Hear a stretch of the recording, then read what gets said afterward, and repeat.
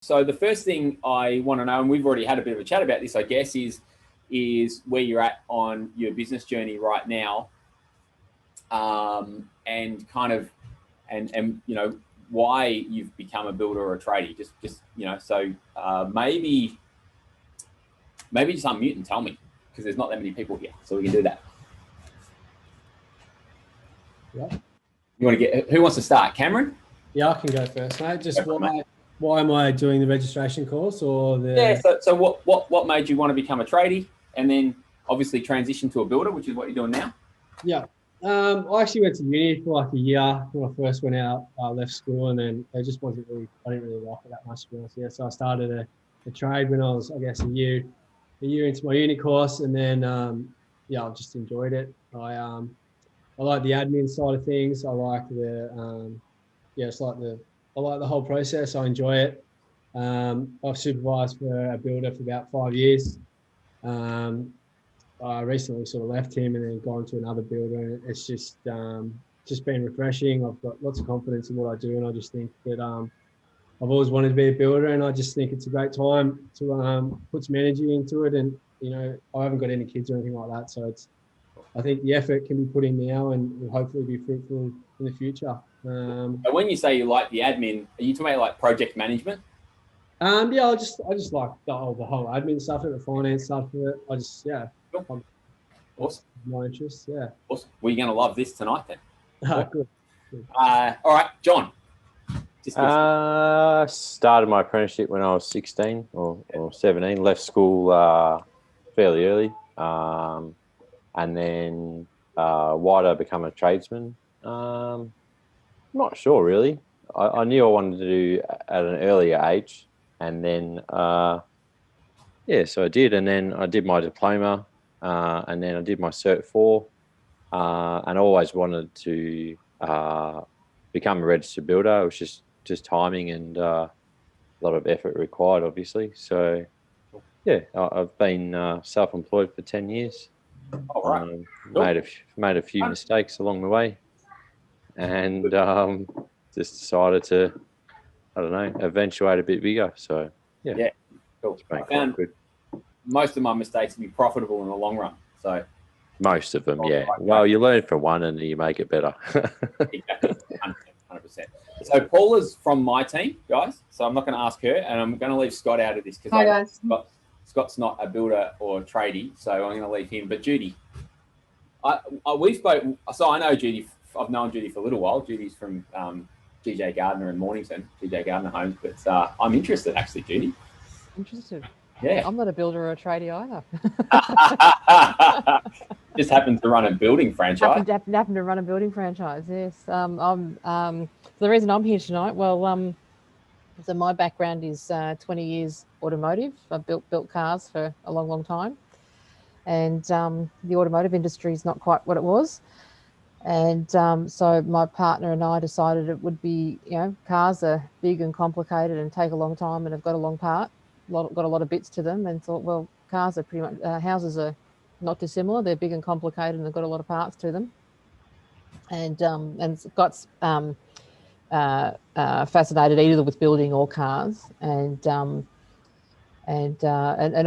done a lot of project management work over the years. My job back in the car days was running programs and things like that, and effectively running a car business within a car business. So it sort of felt like a similar space, but houses instead of cars. And so we've been doing it now for 5 years, and nearly signed up for another 5 years. So we're still here and still going.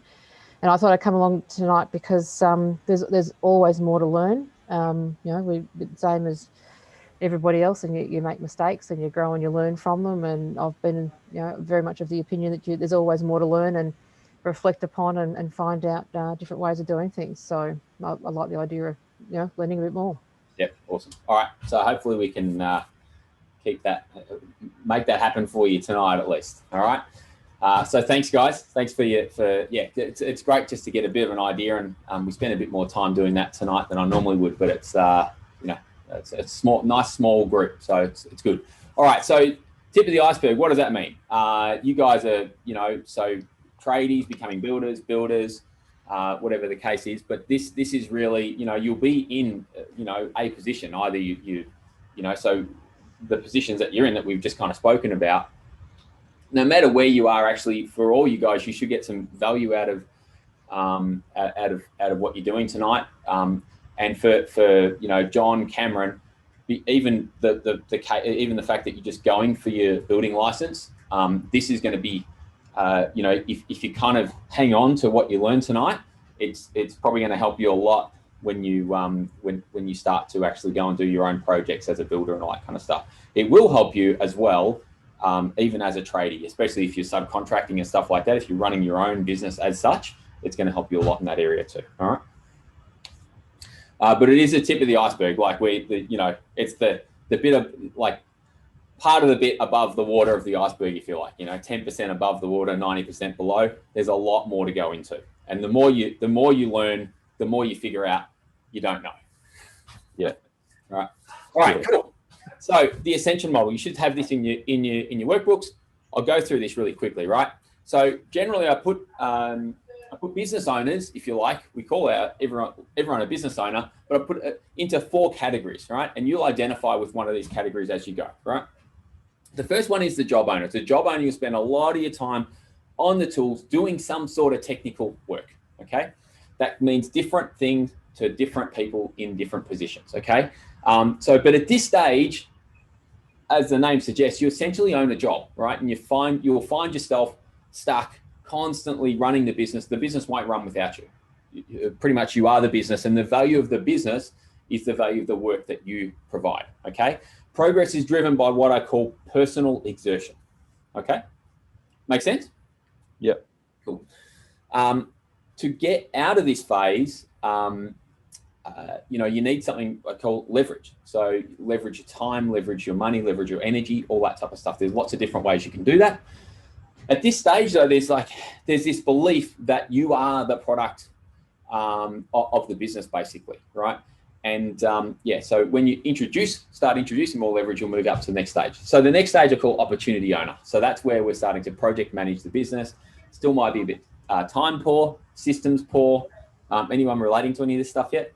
And you'll find that the business is reliant largely on you still. But you've got a team. You're starting to manage your resources better, and realizing that the business could be something that's much larger than you. Okay. To get above this kind of line in the middle, we need a really, really solid vision and a plan to execute on to realize that vision, basically. And then I get to what we call a business owner, right? Because we see a lot of people calling themselves business owners. This is, at this point in time, is what I would call a real business owner, okay?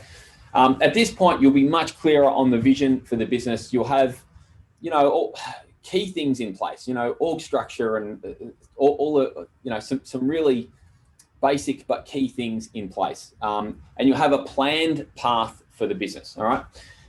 You'll be starting to build out teams that can actually run independently of you. But what I find at this stage is the business is still in this, what I call relationship of reliance, where you're very reliant on the business and vice versa. The business is very, very reliant on you. Make sense? And to move out of this phase is something I call separation. There's another word that I love to use. It's called independence, okay? In other words, you get separation between you and the business, okay? Which means the business can run independently of you, and you've got a life slightly independent from the business, right? You and the business are slightly separate things, entities, let's say, right? And then we move up to what I call an asset owner. So an asset owner is really where you start to gain real independence from the business.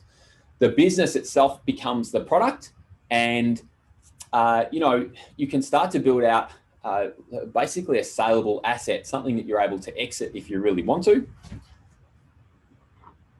You'll have things like an engaged team, systems and structure in place. And at this stage, you'll be able to focus on the highest impact activities that will move the business forward, rather than getting dragged into everything all the time in your business, all right? This is where we utilize what I call more of the business power, okay? So rather than you're shifting from personal exertion to business power, basically. All right. Does that make some sense? Cool. And at this point in time, so the way I like to think about this is it's a shift from having a job, okay, to looking at your business as an asset which you're investing in for growth. Okay, that means capital growth, cash flow, profitability. You're making an investment of time, money, energy, all those things in your business because you want it to be an asset for you. Does that make sense? Cool, awesome. All right. Now, can you see where you sit on that kind of in that scale? Yeah. That's the main thing. As long as you can identify where you are there. I'm not going to ask you where you are tonight. All right. So for anyone who hasn't met me, my name's Terence, and I live in Langwarrin. I think I already said that earlier. We've got living 5 of our 6 children at the moment, and my wife. And I guess I've run businesses since I was 19. I'll be 44 this year soon, in a few months' time. And so I've been going at it for a little while, but I managed to have a little bit of success when I was, 19, going into my early 20s. I'd run, by the time I was in my mid 20s, I'd had a 6-figure business, and then I got rid of that and built another 7-figure business, right? But what happened for me is around my mid 20s, the wheels fell off, basically, right? I was working way too hard. I was working the wrong way. I made a lot of mistakes, John, just like.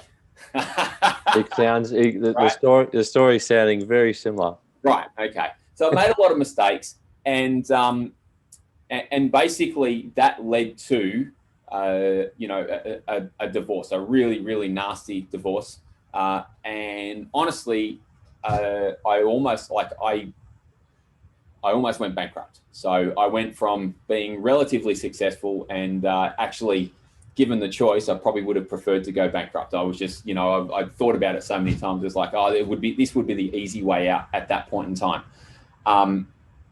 What I managed to do instead, and there was probably a little bit of luck involved here, is that I actually ended up buying another business. So there was no way I could get a loan from the banks. I'd lost my house, I'd lost everything, right? And so I ended up buying another business. I took a loan from my mum, right? At the time, no one else would loan me the money. And so I bought this other business, and I basically, I built it up. So I paid about $50,000 for it, and I sold it about for, I don't know, it was middle of 2016 for, at the time was valued at pretty close to $1 million, all right? Not quite, didn't quite get there, but it wasn't too far off. So, but what I realized, and I'm not trying to brag in any way, but what I realized during that kind of journey is that I did it, like I was doing it wrong for the first probably 10, 15 years that I was in a business. And I thought I was running a great business and all that kind of stuff, but I was really doing it wrong. And that shift into, when the divorce and all that kind of thing, it was probably, in some ways, I guess it gave me a good kick in the backside and really forced me to get in and do things differently. And that's part of the reason I'm so passionate, because I'm sure that kind of story happens to so many people who get in, they work hard, and everything else around them just falls apart. And that's a big part of the reason I'm so passionate about what I do. All right. So anyway, I didn't want to spend too much time on that. All right, cool. The building profit system. So if you've got this, I just want to go through. There's everything that you're going to see tonight. Everything that we build out here is built around frameworks, things like that, basically. And this is a key system that we use to identify parts of businesses that we need to work on and how we're going to approach working with builders and trades, basically, right? So at the center of everything that we do, okay, is this thing here. It's what I like to call accelerated independence, right? It's at the center of everything that we do, every decision that we make here, okay? There are 3 things that we want to do to help achieve that, okay? They are profit, growth, and control. Are any of those three things important to you? Hopefully all of them, right? Okay, cool. We have what we call 3 pillars, okay? So these are the 3 main areas that we know we've got to get right in order to have a successful business. And then we've got 9 accelerators. I'll go through the 3 pillars first. So the first one is acquire. You need the ability to consistently attract really good quality clients into your business, right? It's what we call client acquisition, okay? The second one is monetize. And although I see lots of builders and trades flat out, crazy busy, right? I've worked my fair share of 20-hour days. It just didn't mean that I was making that much money, right? So the ability to actually monetize what you've got is really, really important, okay? And then the last piece is systemize, right? Without systems and processes, you're going to end up working a lot harder. And this is one of those things I was talking about with, moving from personal exertion to business power, okay? The systems in your business will do a lot of the heavy lifting, along with obviously team, okay? All right, 9 accelerators. I'll go through these fairly quickly. Design market position. We want to make sure that we actually design where we want to sit in the market. This is part of our marketing and our marketing strategy and our overall strategy. See a lot of people step into businesses and they go, oh, I'm just going to do all the work that comes to me. That's fine for a while, but at some point in time, you need to get in there and really design what you want, okay? This piece here, what I like to call connect with magnetic marketing. Magnetic marketing is not something that we just made up and was just, sounded good. Magnetic marketing is all about, it is very deliberate. It's attracting the right clients for you, right? So once you've designed who you want to work with, who you can help the best, attract the right clients for you and repel the rest of them, basically, okay? Because otherwise you're gonna end up wasting lots of time through your sales process, in all honesty, okay? Then the next bit is convert the ideal client. So basically, again, identify who's an ideal client out of those and convert those ideal clients. You need a really, really, really strong sales process that helps them to identify that you are the right person to solve their problem. I'm going to speak a bit more about that tonight, and filters out the rest of them, basically, okay? Sales process is something we're really, really strong on here. Maximize profit margins. The question is, how well do you actually know your margins, right? A really good business, a really strong business, they'll know their margins back to front. And when I speak with a lot of tradies, sometimes they don't know the difference between margin and markup, okay? And so I'm just going to go through some really simple stuff tonight to show you the differences and why it's important. I hear a lot of people talk about margin and markup. I don't hear a lot of people talking about why it's actually important and what effect it has on your business, all right? The next piece is create positive cash flow. We're not going to do a lot of the cash flow stuff tonight, but it is obviously important to our business. There's lots of simple things you can do to create cash flow, but we do that in different programs. Amplify sales opportunities. This is a really interesting one because we're always looking for the next lead, the next job, the next project, okay? And we're trying to convert those leads. Are we really looking at what we already have? We've already got stuff on the go. We've already got people in our database. We've already got all these things. We've already got sales happening. Are we looking at opportunities to actually increase the value of what's already happening, what's already in our pipeline, right? Really interesting because when I run programs, there's a really quick, like a 4-week program that we run, and I'll ask the question, so how proactively do you ask for referrals? And everyone puts a hand up and goes, yeah, I do it all the time. Well, I ask for referrals. And I say, well, so what percentage of people are you actually asking for referrals? And then that's a very difficult question to answer, right? Because it should be 100%, right? Cool. All right, deliver a remarkable experience. Are your clients, are they remarking about you? Are you being remarkable and have you set up your systems to deliver that really remarkable experience all the way, particularly from the sales process, but the whole way through, okay, to delivery. Elite team, that speaks for itself. And this last one here is actually strategizing the wealth creation aspect. We need to look at how does this lead into actually creating more wealth for you. All right, does that all make sense?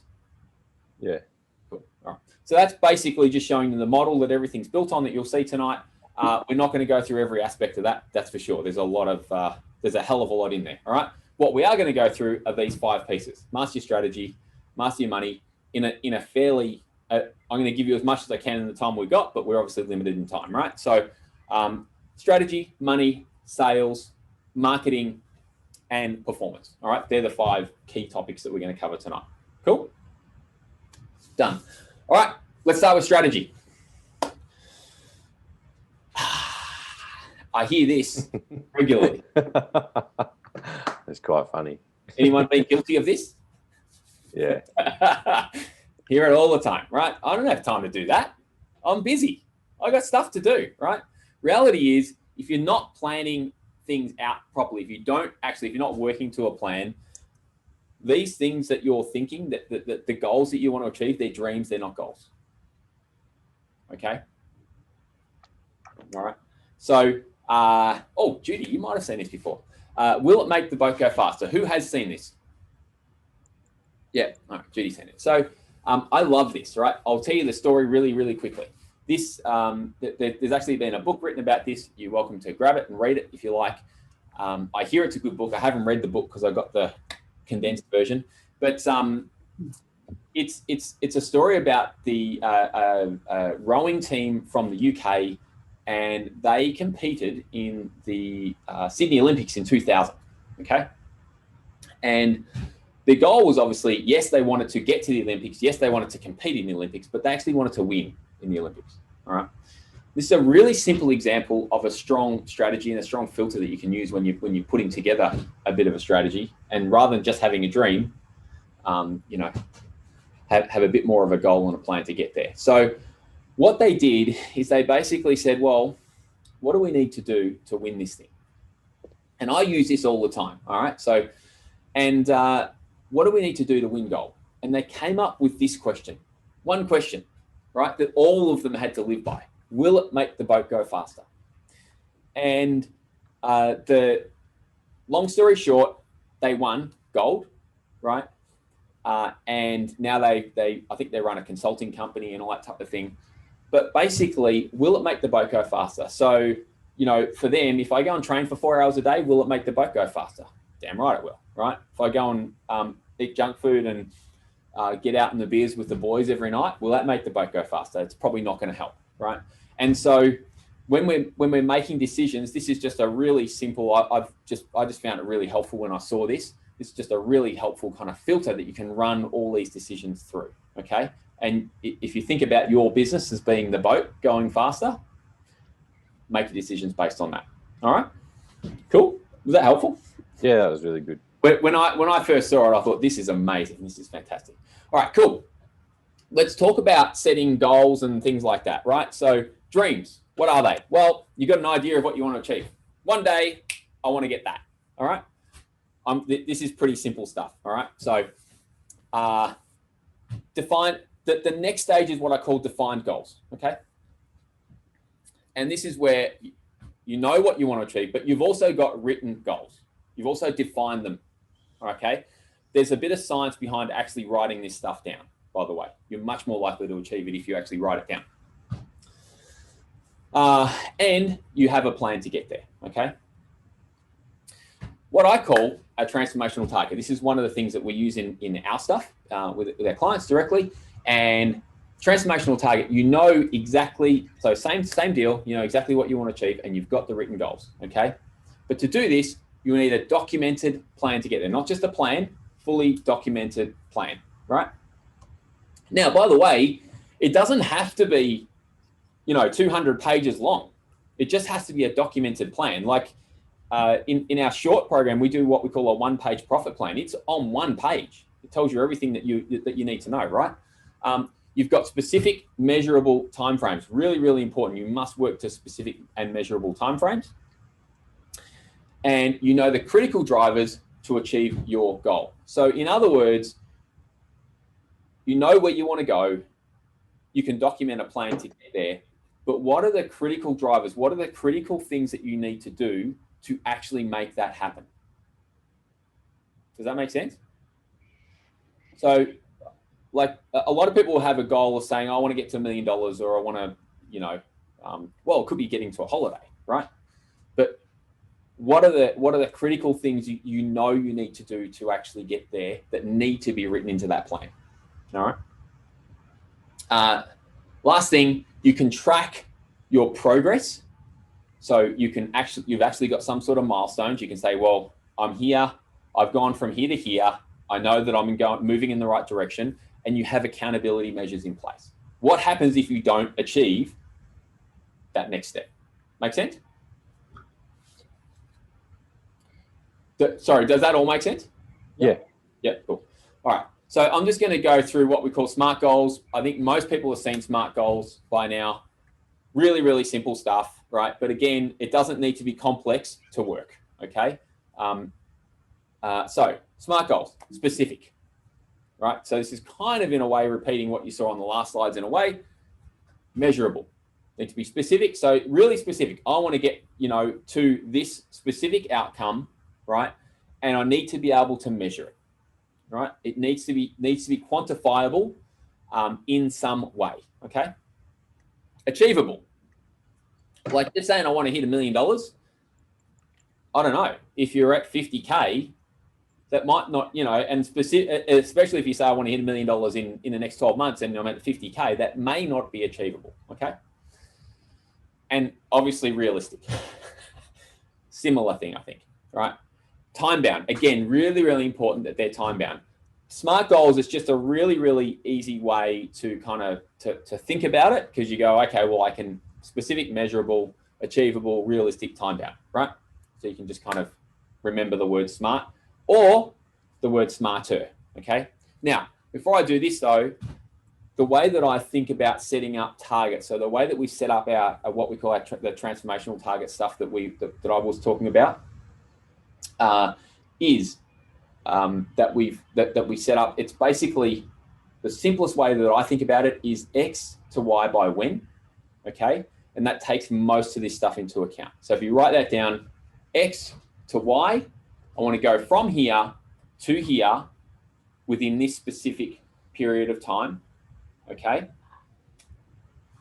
And obviously then you'll need you plan to be able to do that.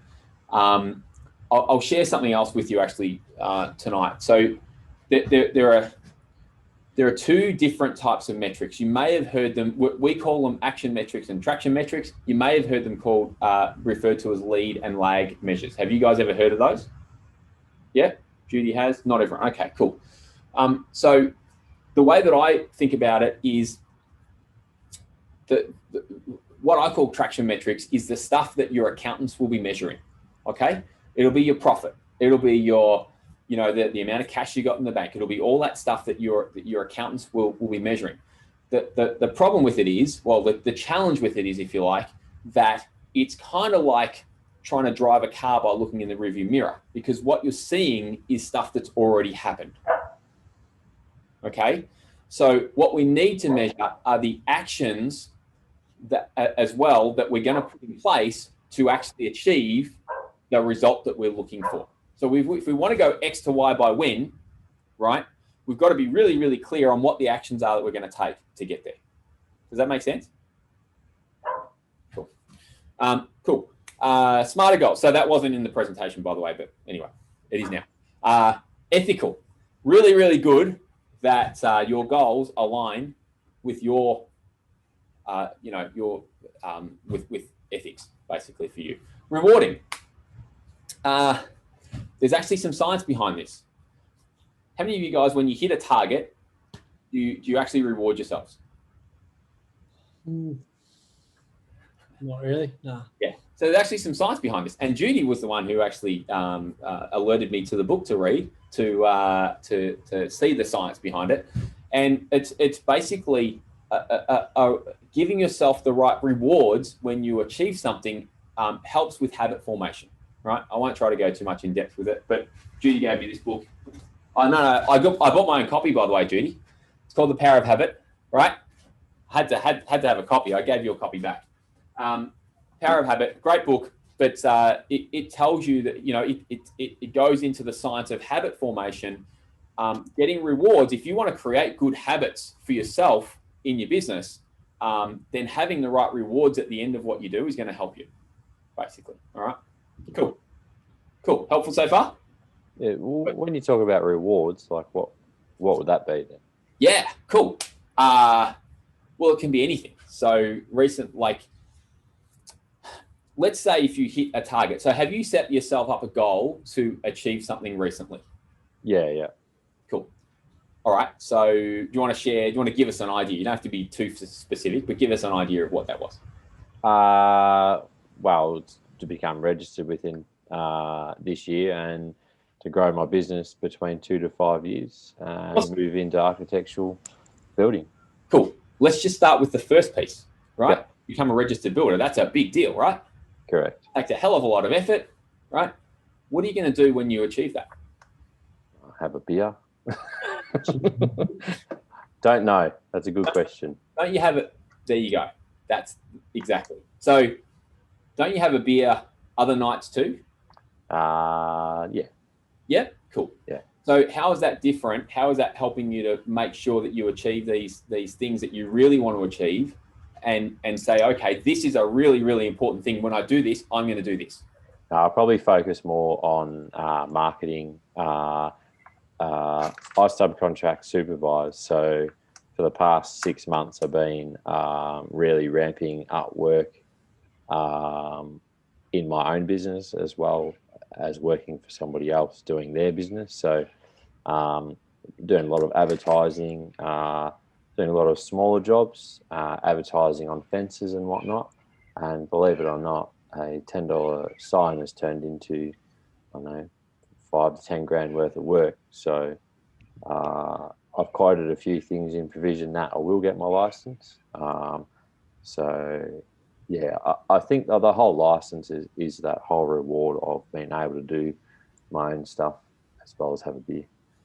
I guess kind of here's an example, right? I know a guy who is a ridiculously good salesperson. Okay, Mm-hmm. He has a bell. He's got a backyard golf course, a full. I'm pretty sure it's an 18-hole backyard golf course, right? And every time he makes a sale, he rings the bell, right? Yeah. That's one form of reward. But what I'm saying is, go and do something silly. Like, do you have a partner? Yeah. I think I saw in the background there, right? Yeah, a couple of kids. Right. Yeah. You guys going out for dinner? Yeah, probably. Go and celebrate is what I'm saying. Yeah. Right? Yeah. And make it a big deal. Because I think what you find is you get stuck in just working and so involved in your business that it just becomes life, really.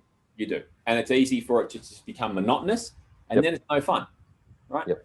So if you can shift that habit into saying, well, I'm going to make this a little bit of fun. When I achieve that, I'm going to get that, right? Recently, I ordered a custom guitar. I like to play guitar occasionally, right? So recently I ordered a custom guitar, and that was a little bit of a reward, well, for a couple of things technically, but like that was something way out of the ordinary that certainly didn't have to do. Let's put it that way. All right. Yep. Cool. Does that make sense now? A little bit. Yep. Cool. Awesome. All right. Oh, sorry. Where was I? Master your money. Money is lusted after, but often misunderstood, I think. So anyway, let's. This is a common story that I hear. The work comes first. Builders and tradies. You guys ever think that? It's like, I've got to make sure the work gets done. The money will come later, right? Right? Kind of. Exactly. I'm glad you're kind of going like this, right? Yeah. Probably more in my early years, but the later years, definitely not. Yeah. So the truth is, we actually need to focus on the profitability. Being profitable helps us to have more impact. It helps us to be able to help more people, basically, right? We can't operate a business without being profitable, okay? So you got to know the game. That's the reality. You need to know what's going on behind the scenes here, which means you need to have a really, really good understanding of your numbers, right? What is profit? What is margin? What is markup? What are all these things, right? What are all of your numbers that are affecting your profitability? Cool? All right. I want to go through a really simple model. So actually, who here is really confident that they know the difference between markup and margin? No. All right. Markup is the percentage you put on your numbers, and the margin is the profit you make. Yeah, Nice. that makes sense. I'm going to put it in. When you see it in this model, it should make even more sense than what you've just said as well. You're kind of on the right track. All right. Do you know why it's important to know the difference? No, not really. Cool. That's totally fine. I want to show you. If that's okay. All right. Let's take a product. Right. We're going to call it product 1 because I wasn't very imaginative at the time. And product 1 costs us $8,000. Okay. So we're going to put a 25% markup on that $8,000 product. Okay. Which is $2,000, right? 25%, it's about a quarter of $8,000. $2,000, going to put that on top, and it's going to be worth now $10,000. We're going to sell it for $10,000, right? Got you so far? Yep. So that's a 25% markup. Okay. The reason it's called markup is you simply grab the cost price and you're marking it up by a percentage. Mm-hmm. So you're working forwards, basically. You're working forwards from cost price. All right. Same product. Okay. Exactly the same product. Who knows how much margin that is? 2,000. In percentage terms. In percentage terms, that is. But you're right. The margin, the dollar value of the margin is exactly the same. You're 100% right there. It's 20% margin. 20% margin. Exactly right. Okay. So margin is simply calculated by working backwards. Okay. All right. I'll give you a couple of other examples. What I want you to focus on is the concept. I want to make sure you get the concept. Is it making sense so far, though? Yeah. Yeah. But it's really important to get this concept before we go to the next stage, right? In fact, before you go to any stage in business, I think, right? So product 2, we're going to move our markup up, okay? We're going to go 50% markup. Now, not everyone gets this, but not everyone can get a 50% markup, but that's not the point. The point is the concept, okay? Cool. That's $4,000. $8,000 plus a 50% markup. You're adding $4,000 on. We're now selling it for $12K. Agreed? All right. So again, markup, we're working forwards by 50%. Okay. Margin. Who wants to guess the margin? Someone actually got this last night. 50%. 33%. 33%. It is. It's 33. third. And the easy way to do it is to go, and this is why I've used these simple numbers because it makes my brain not explode. Because it's basically, you're looking at 4K margin is a third of the total price, right? Which is now 12K. Okay. Making sense? All right. Last example, I'll make this fast. Let's go to 100% markup. Okay. 8K product, we're marking up by 100%. Not many people get to do this, especially builders and tradies. It's almost never going to happen. Some smaller products definitely can happen. All right. So we're marking up now by 8K. That's a $16,000 sale in this case. 100% markup. Okay. Same product, 50% margin. I'm sure you guys would have known that anyway, because you're pretty smart, right? So tell me one thing that you notice about these three examples. Margin's always less than the markup. Definitely. Now, how are you pricing your jobs right now?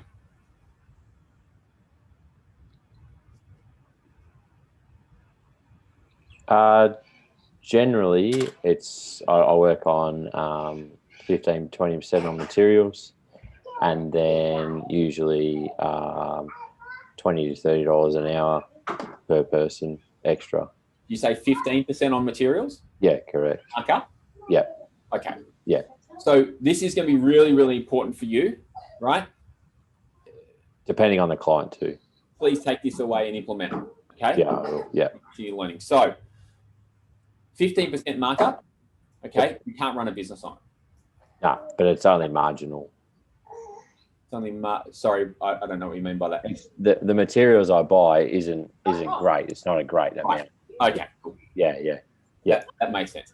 But materials and labor combined, okay, Yeah. your markup should be much greater than 15%. Okay. Yeah. Now, a 15% markup, because the important thing here is not to mistake that for a 15% margin, firstly, right? And to just understand the difference. So at a 25% markup, we had 20% margin. 15% markup is, I think it's 12 or something like that. Yep. I don't know the numbers off the top of my head, but it's only a 12% margin. Yep. Tiny. All right. Why is it important? Well, great question. Right. So if we take this circle as being our revenue, okay, this entire circle as being our entire revenue, okay, and we say that we're marking up by 25%, giving a gross profit margin of 20%, right? That means now this is a simplistic approach. There's a few different ways that you can do this. Different accountants and things like that can get much more complex. I'm taking the simplest possible approach. This is all about getting the concept. Cool? So if you've got a 20% gross profit margin, right, same as your 25% markup, cost of goods sold is going to be 80%, the rest of it, basically, right? In most businesses, your operating expenses are going to be, at least building businesses, the benchmark's around about 15% operating expenses, fixed overheads, whatever you want to call them, okay? So if you're only actually marking up your jobs or the actual cost of materials by 15%, right, you'll probably see here, more than likely you're going to be losing money, okay? Now, if you're marking up by 25% and getting that 20% margin, you're making a 5% profit, right? Let's put some money, let's put some dollars to this so that it makes more sense. It feels a little bit more tangible, okay? So let's say you've got $1 million in revenue, all right? On these numbers, 800K cost of goods sold. Operating expenses are going to be 150K, 15% of your $1 million, right? And you're going to end up with a 50K profit, right? How's that for $1 million revenue? Is 50K profit enough? 5%. All right. So 5%. Well, when you sit there and you go, I'm making 25%. I'm marking up by 25%, right? Look at your actual profitability. It's 5% basically. In saying that, if I'm sitting in my lounge room and someone's hanging a door and I make $120 for making a phone call, it's not too bad. That's great, except for what really matters is the overall picture and the overall profitability at the end of the day. Yeah, correct. You're getting this at the end of the day, and that's the real key thing. Like if you're doubling your money every time that happens, then totally fine, right? Yeah. But if the picture looks more like this at the end of the day, then you might want to do something about it. Okay. Now I want to show you one little tweak. Okay. Take your revenue. All right. So your gross profit margin, you started off at 20%, right? Let's say that somehow, through some miracle, we can increase that by 5%. Okay. Now put some notes here, because most people think about when they increase their margin, they have to increase their pricing. Okay. Now, it's not as difficult, especially because we've got mainly builders in the room here tonight, right? Or you guys are aspiring to be there at least. It's not as difficult as you think to put your pricing up. Okay. But we'll come to that later on. We'll talk about that in the sales process piece. What I want to, the message I want to get across here is to get that 5% increase in margin. All you would have to do is put your pricing up by 2.5% and save 2.5% on materials, cost of goods, something along those lines. All right.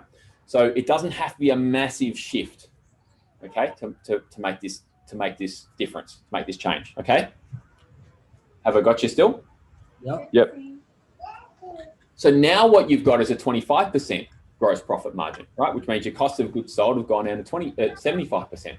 If we apply now the same numbers, are they applying? Cool. The same numbers, $1 million, right? And we apply exactly the same operating expenses. Cost of goods sold have actually gone down slightly in comparatively, right? Now we've got a profit of 100K, right? Out of that $1 million, right? What have you noticed? What's the first thing you notice? On 15% profit. Oh, sorry, 10% profit. The only thing that's changed is the profit. The only thing that's changed is profit. Yeah, from Not- 50 to 100. It's not 15, 20%. It's double, Mm. right? So when you're thinking about margins, what you've got to realize is how that translates to your bottom line. Okay? Because it's easy to go, oh yeah, I'm going to put 25% on or 20% on or whatever the case is, right? You got to really think about how that translates to the bottom line, because it translates directly. And in this case, on those numbers, it's double, right? Much more worthwhile to do $1 million for 100K in profit. I would. Right? Yep. Cool. Yep. Right, last example. Sorry, by the way, is this kind of helpful? Have you thought about it this way in the past? No. Not that you've simplified and just, yeah, as you said, it's only 5%, but it's double your profit, which is huge. Yeah. Yeah. Simple works because it took me ages to get this. Right, which is why I built all these models, because I wanted to make sure that everyone gets it, right? Because it's not a difficult concept if we can put it in the right way so that we can just see it. Okay, cool. 30% margin. All right, 30% gross profit margin. Still the same operating expenses, right?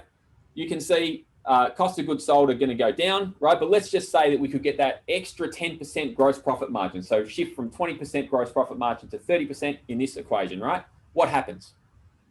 Right? And where are we as a result? There. Right? And again, it's not just about a few extra $1,000 or whatever the case is. We're triple where we were in that first scenario. Okay. Now, the thing is that there's a lot of builders and tradies out there who don't understand this concept. So they're making financial decisions every single day, okay, that are basically putting them in the first situation or even worse than that. Okay. Again, the only way to increase your margin is you don't have to put up your pricing constantly. Okay. You can become more efficient. You can get better pricing on your materials. You can get better pricing on labor, whatever the case is, right? But it is important to understand what these margins are. Okay. So who knows what their actual gross profit margins are and net profit margins are? I have to look at my tax return. My accountant, yeah.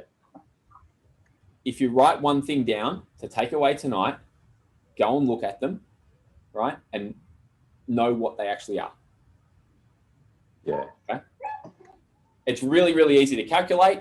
You just divide the gross profit amount by the revenue amount, multiply by 100, or you divide the net profit amount by the revenue and multiply by 100.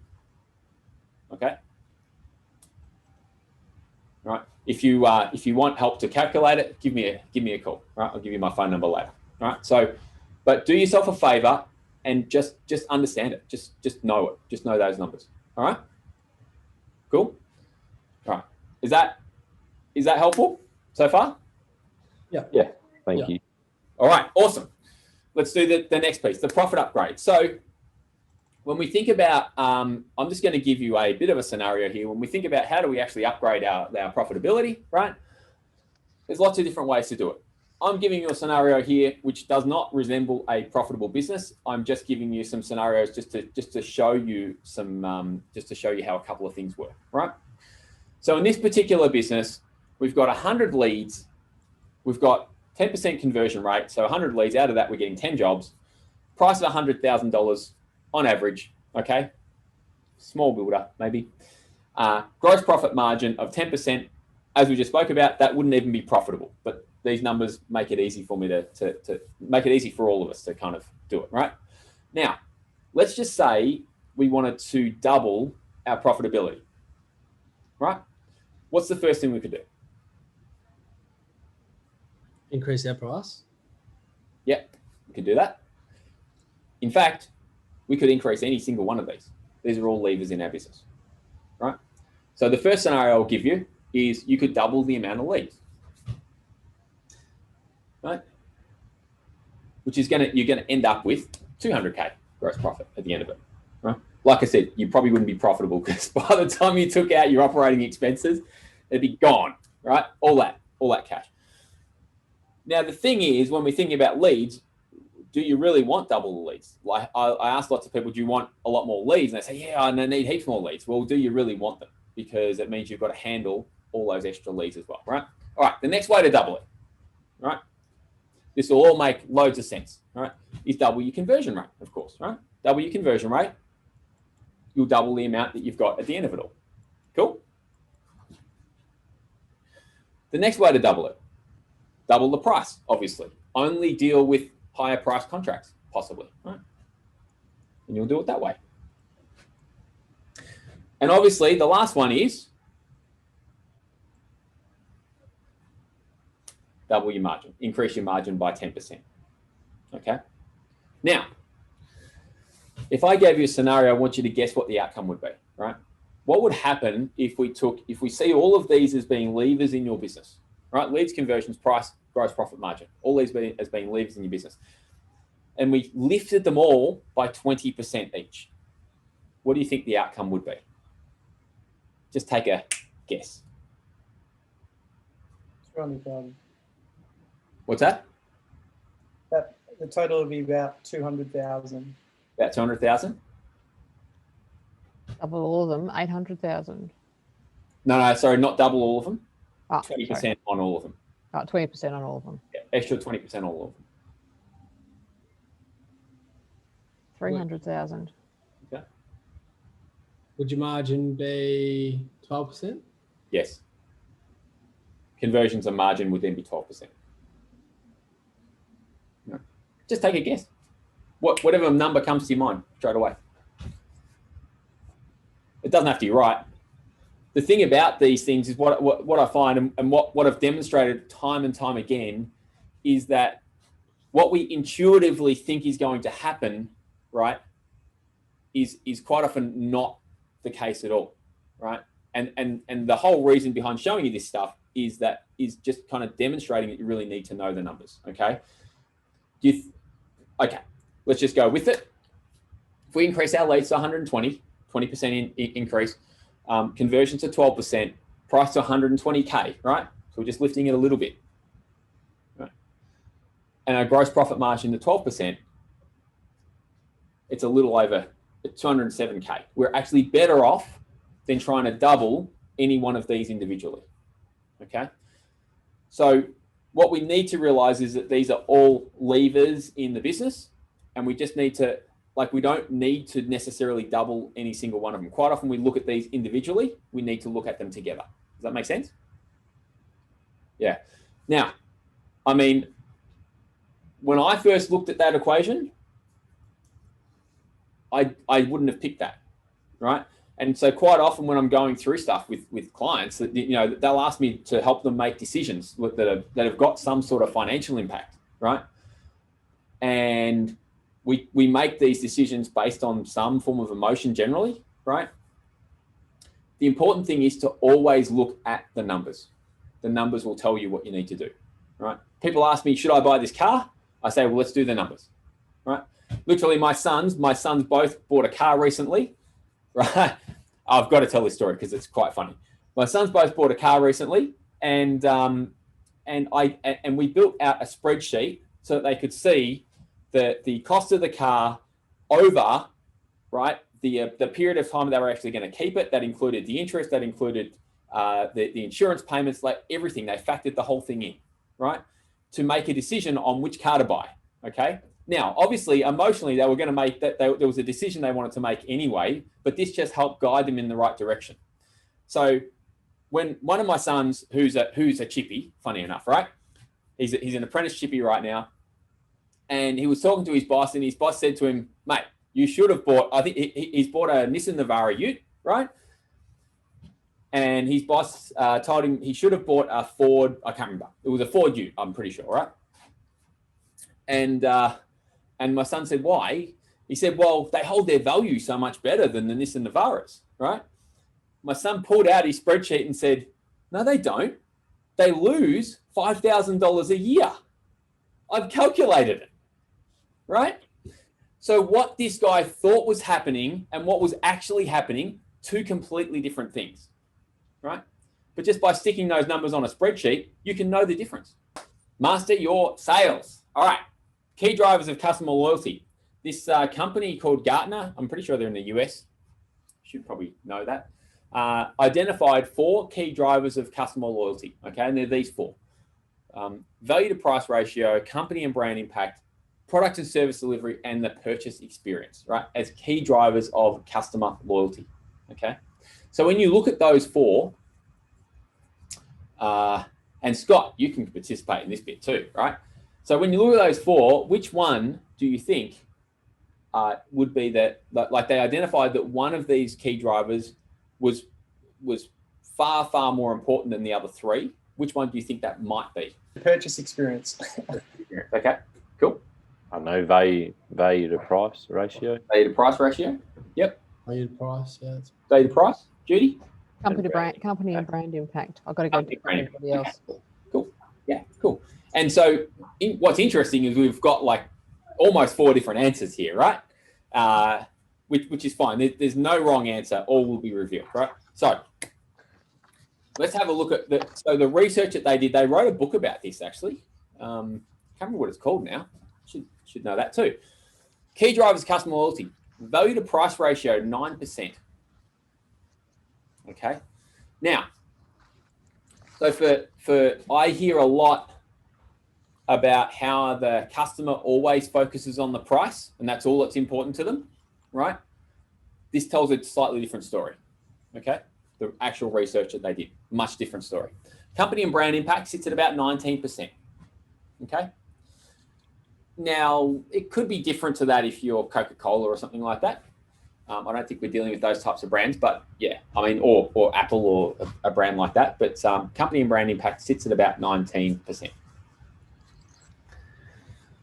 Product and service delivery, 19%, right? Now, yes, we have to focus on, deliver, like having a remarkable experience, right? In the delivery of our product or service, okay? But in the eyes of the customer, for them to be loyal to you, that's how they're rating it, okay? And of course, purchase experience, 53%. Who would have guessed 53%? No. Right. Now, there is some logic behind it, because when you think about it, firstly, if the purchase experience is no good, are you actually going to buy from that company? No. Right. So when you actually think about it, so I was speaking with someone recently, and I shared this story last night actually, but I was speaking to someone recently, and they just got a pool installed, and they said to me, we had 2 pool builders come out. The first guy came out, he had mud all over his shoes, mud all over his clothes. He looked like he'd just been digging a pool, right? And he came out and he gave us a 1-page quote, and off he went. And she said he came highly recommended, though, really, really highly recommended, right? As being a really good pool builder.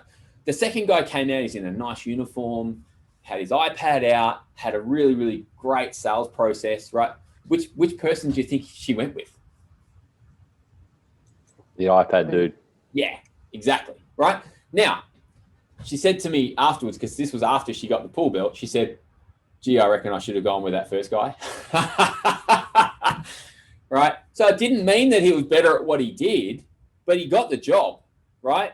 And the key is you may not even get the experience if you don't create a good sales experience, purchase experience. You may not even get did I say get the experience? You may even get the, I was thinking I needed a different word to pop into my head, but I didn't, right? Opportunity. You may not even get the opportunity if you don't create a really exceptional purchase experience for your clients, okay? So that's the importance of sales process, and it's been shown to be extremely important, much more important than most of us would think, particularly like the businesses that I ran, very much like a building or a trades business, and I didn't care about purchase experience for a very long time. I did learn my lesson after a little while, okay?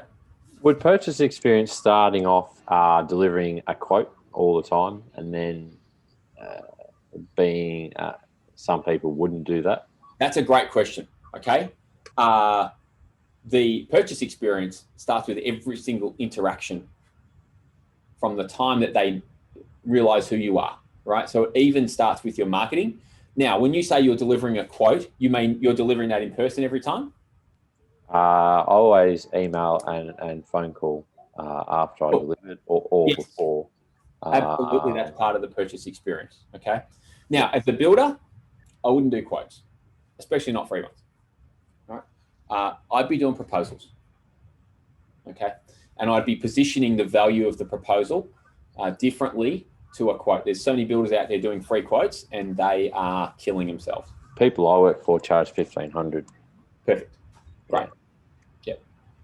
Yep. Awesome. Now that doesn't apply to that's for custom builds when you're custom quoting stuff. I mean, Judy, I'm assuming GJ's got all the stuff kind of there, right? So I don't know what your process is, but that could be different because you've got everything detailed. You've got all these plans you can access and just go, that is that. We can generate quotes very quickly, so we don't charge for standard quotes. Yeah, cool. And that makes lots of sense because they've got the process that kind of gets them through it. And as Judy said, but if you're a builder and it's taking you 20 hours, I've seen builders take 20, 30, 40 hours to do quotes. Generally a week, 40 hours. Gives the client a free quote and then never hear from them again. And they take off with the plans and run. Correct. with all the estimate stuff. Right, cool. Let's talk a bit more about sales experience, right? I hear this. Have you ever been guilty of saying this? They just don't get it. They need to understand. Right? Come on, don't be shy. I've done this. Right? I've heard it. Who hasn't done it? Those bloody clients, if only I didn't have them, if only they got it, everything would be fine. So much smoother, right? Right. So what I'd like you to do is next time you even think about this, right, shift to this. Everything changes when they feel understood. They need to feel understood, not just they need to understand. Because if they don't get it for a very good reason. Okay? Cool. So I created something I call the front stage selling system. And it's a little bit about when's the last time you went to, well, it's probably been a while now since you went to like a live concert or something like that, right? But do you remember those days when you could do that? Yeah? It used to be able to happen. And so when you signed up for your last live event, okay, or your last live concert, some sort of performance, right? Why did you sign up for it? Why did you buy the tickets? Because of the experience. Bang. Yeah, 100% you did. So what I find with lots of business owners, particularly builders and trades, is that they don't sell the experience very well. Have a think about if that concert was sold like, we're going to have the best roadies there, right? We're going to have light technicians. We're going to have audio technicians. This thing's going to be going off, right? Why would you care? Right? You're going there for the experience. You're going there to see the front stage stuff. What I find is a lot of people trying to sell the backstage stuff. The backstage stuff for you is the deliverables. Okay?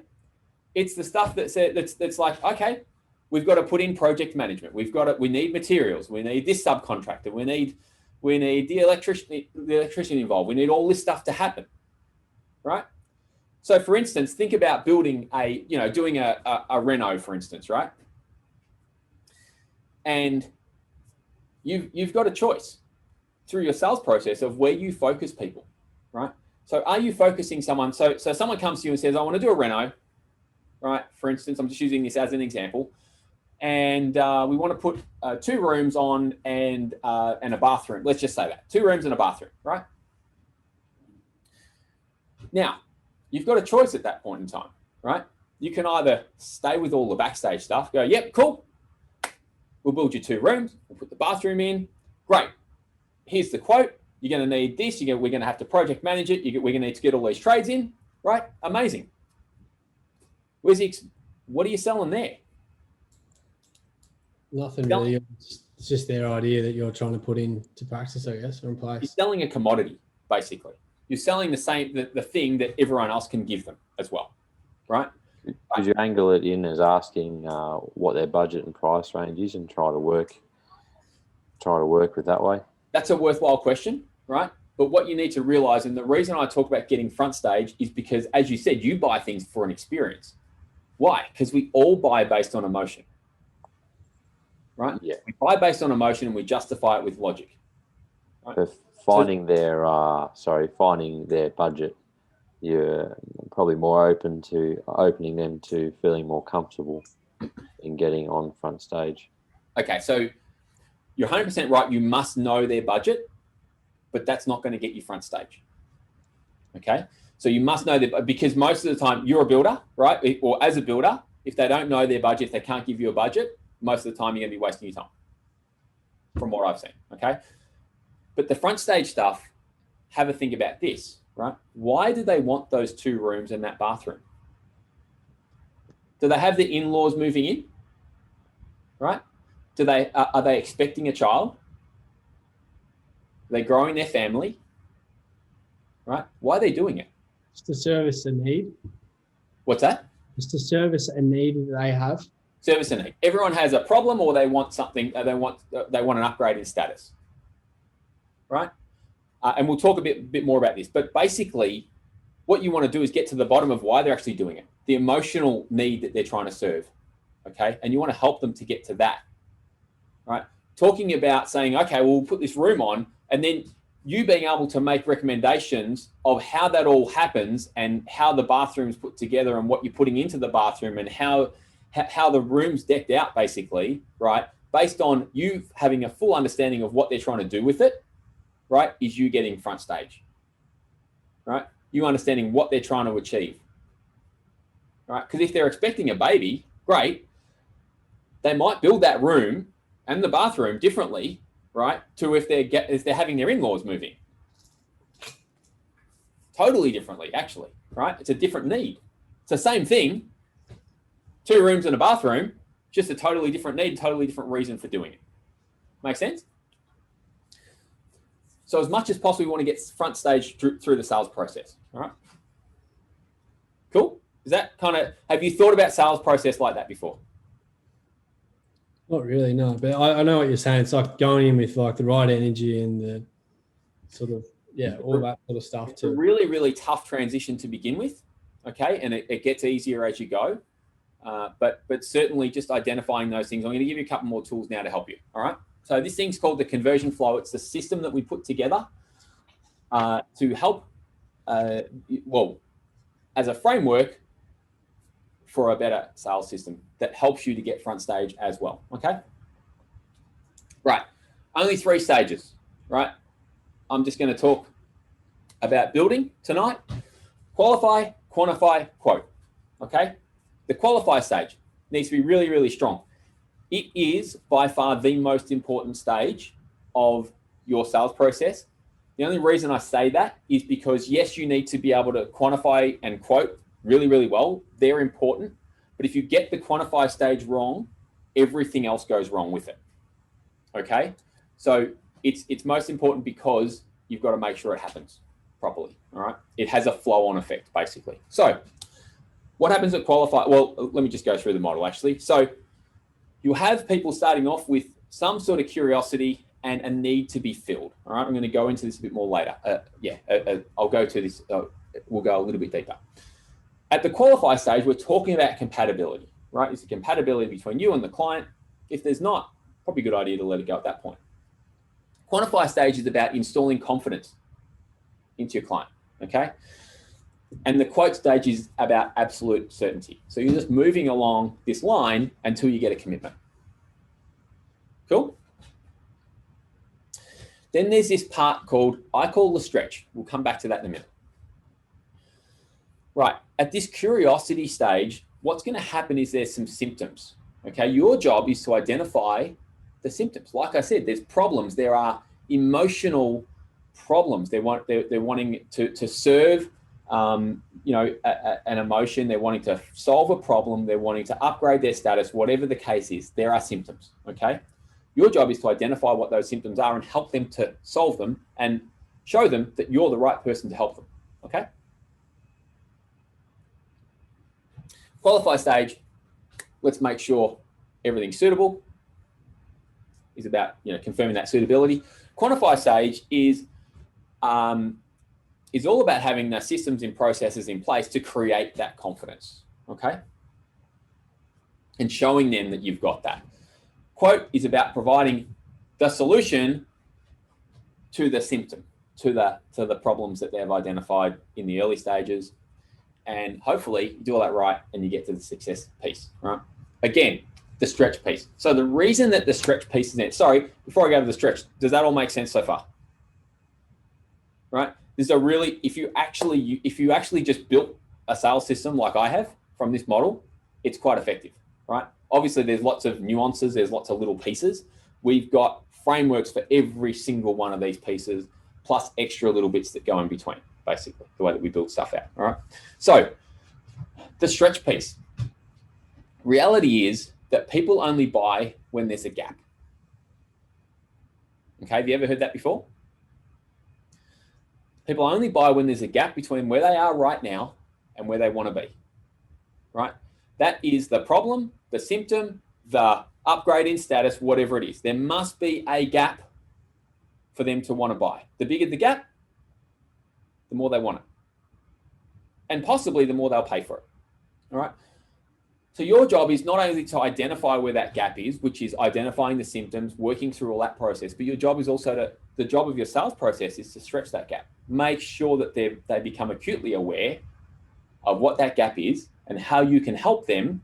So your sales process, another way to describe it might be, I'm lost for words tonight. Gee, that's unusual. No, that word's just gone. So anyway, your job is to stretch that gap, and then through your sales process, your product, your service becomes the solution, right?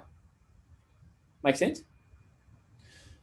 It's really important that throughout the sales process, I know that we're kind of thinking, this seems like pie in the sky stuff. When you build this into your sales process, it's a complete game changer, honestly. Right? Cool. Now, so which one's I just want to know actually, which one's the worst one for you right now? Out of those three. Qualify, quantify, quote. Which one's the worst one? I'll qualify because I'm literally don't have my license, so none of these things can happen yet. So I'm out of the Point. Yeah, I think they qualify as well, because I'm the same as Cameron. It's just you get there and you just can't get there. What about you, Judy? Qualifying is an interesting one for us at the moment. We've been very fortunate in getting lots and lots of leads. Mm-hmm. And one of the challenges there is to really make sure we qualify, so that we've only got so many hours in the day. You've got to spend the time with the right ones. So you've got to make sure you've qualified right up front, spend the right time with the right people. Yeah, it's all about priority, right? Yeah, cool. Yeah, and that is actually, that's probably fairly typical for builders. So, all right, I'll just go through this. When you're missing the qualify piece, the flow-on effect that it has is that you end up, as Judy just said then, like, I can't say it any better than that. You end up wasting a whole lot of time with potentially the wrong people, and you end up not being able to serve the right people as well, because you've got a whole lot of resources tied up with people who may not be a good fit for you. So having that really, really strong qualification process is really, really key. We put together something called a project brief that actually is almost like a pre-qualification piece. So we've got a qualification call, right? Which is basically it's a framework for a phone for a conversation, basically. So that helps us to do it. But we've also put together a project brief which goes with that now, and that really helps us to get right down to the nuts and bolts. Identify the identify budgets, identify all the things that are in place very early, why they're coming to you, the whole lot, before you go to the next stage. Really, really important. Okay. Cool. Making sense? Is that helpful? So definitely use that model. All right. And it's not giving you, like, there's only so deep we can go into that model, but when you're putting together your sales process, use that model. Okay. Qualification piece being the most important. Let's go through this 5-star filter. Okay. 5-star filter is a really, really basic filter that you can use in the qualification process. 5 key things that you need to identify, and it's one of the things that we do with the qualification call and the project brief, right? Well, some of the things that we do, I should say. Priority. We were talking about priority before, right? Is it a later thing or a sooner thing? Either way might be okay, but if we're talking about a project that's going to be happening in 2 years, now might not be the time to be talking about how we're going to build it, right? Readiness. Some people just have no clue what's actually involved in what they're about to undertake, this project, this job, whatever the case is. Some people will be fully resourced. They'll have their finance in place. They'll have their plans. They'll have their permits. They'll have all that kind of stuff ready to rock and roll, right? Your job is to identify this quickly, right? That includes, John, you spoke about budgets before. That includes that, right? Their motivation. Some people are going to be like, as much as we say, we want to deal with the people who are, we want to take people's focus away from price as much as possible. And I don't think I've expanded on that too much tonight, but is their motivation price and value? So just to expand on that quickly,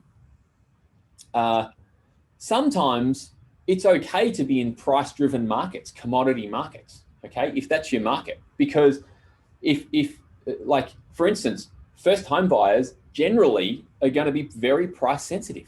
They're going to be price motivated, right? Developers are going to be very price motivated, okay?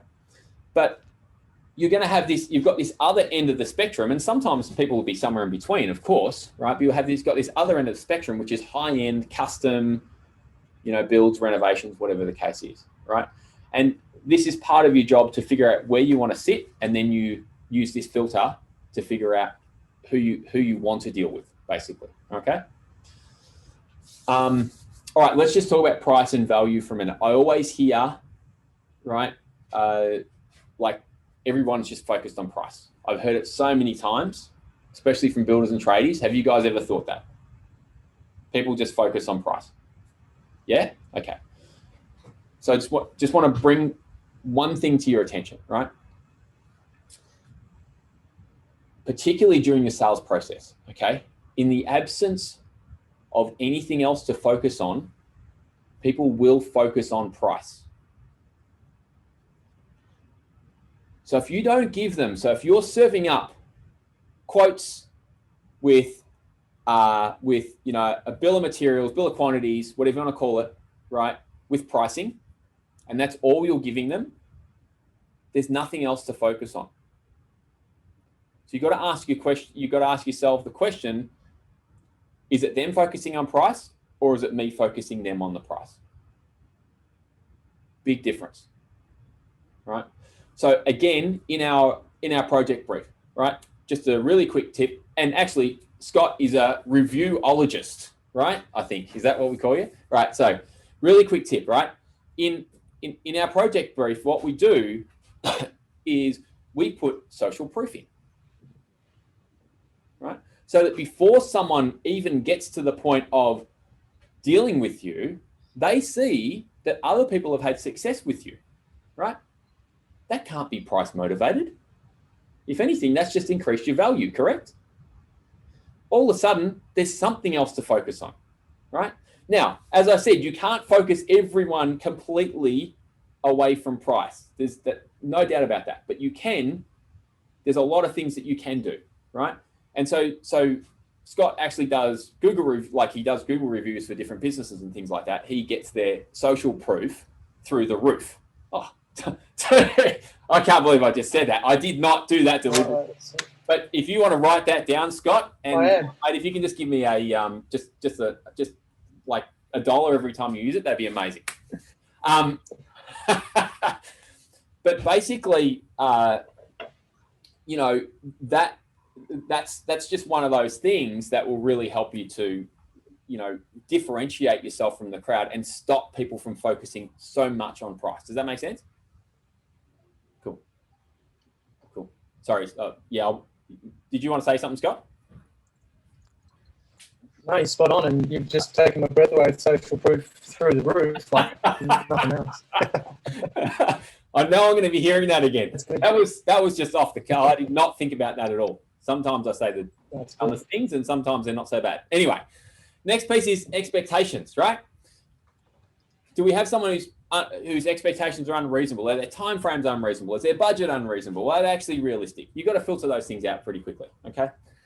Attitude, this one's a little bit more subjective than objective, but are they frustrating to deal with? You've all had one of those, right? Or are they really genuinely trying to get this result, and they're genuine people, okay? And they're your types of people that you want to deal with, okay? Cool. All right. I'll mention Tim. So Tim is, I've worked with Tim for a little while now. Judy knows Tim. Tim's done a lot of things in his business, right? He's on track. He's on track. We just spoke about it today. Actually, he's on track to be about 6x where he was 2 years ago, right? Not only in revenue, he's a lot more than that in profitability. He just got a massive rap from his accountant, which he was really proud in telling me about today, right? So the reason I put him here is because, yes, we've done lots of different things in his business, right? There's been lots of things. One of the biggest shifts that he's made is in his sales process. One of the biggest shifts, believe it or not, right? Massive shift in sales process. He had no sales process like lots of builders, right? We've shifted that completely. So he goes by this particular process. He's got the project brief. He's got a really, really strong proposal, all that kind of stuff, right? It is a massive shift. Spend some time doing it. It's worth a lot more than you would probably ever imagine, all right? I'm not going to do questions right now. I'll go into master your marketing. Oh, actually, you know what? I will. Do you have any questions on that really, really quickly? That'll be easy. I do. Go. So just looking at the 5-star filter and looking at each one of these, I mean, clearly it's a way of helping to understand where each client is as they come in the door. So we have a couple of qualifiers that we look at fairly quickly in our business. We look at do they have land? Because if they haven't got land, they're not ready to build. Right. It doesn't mean we don't talk to them, but it just means that they might not, if we've got 10 people to talk to in a given day, that the person who hasn't got land might not be the first one that we talk to. Yeah, and the other one that we look at is have they got finance? Because again, it's all how many times and we've done it. You talk to a client, you spend hours and hours and hours on them, and you get them everything done, and then they discover that they actually haven't got finance yet, and so 6 months later they work out that they're not actually going to be qualified by a bank and can't do anything. Yep.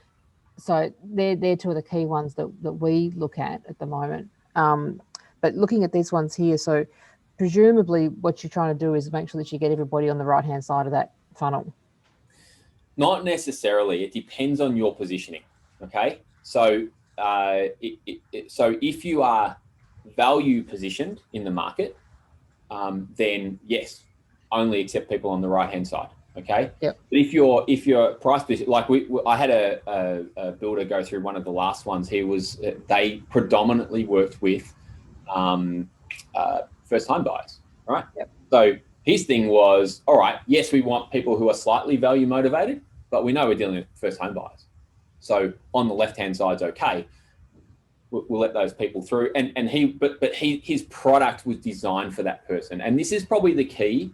Deal with what your product and your service is designed for that person. Like the first model I showed you, you design your market position, right?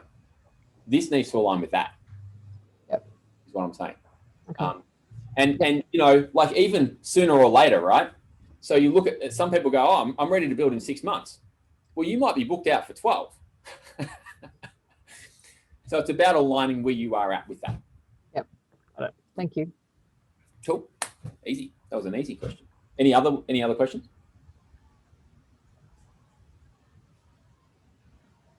I'll open up for some more questions later on. If you've got any other questions, just let me know for sure. All right, cool. Master marketing. I'm just going to go really, really light on this. I hear this statement often, just need more leads, okay? And actually I might change this up a little bit, but basically leads is not everything, okay? And just going for more leads and guessing about what those leads look like, and just try, like just for leads alone instead of going for quality leads is, I like it. I think it's more like gambling than anything. So you're kind of guessing at who you want, you know, in terms of the lead, and who you're trying to attract, all that type of stuff, right? Remember we talked about the magnetic marketing a bit earlier.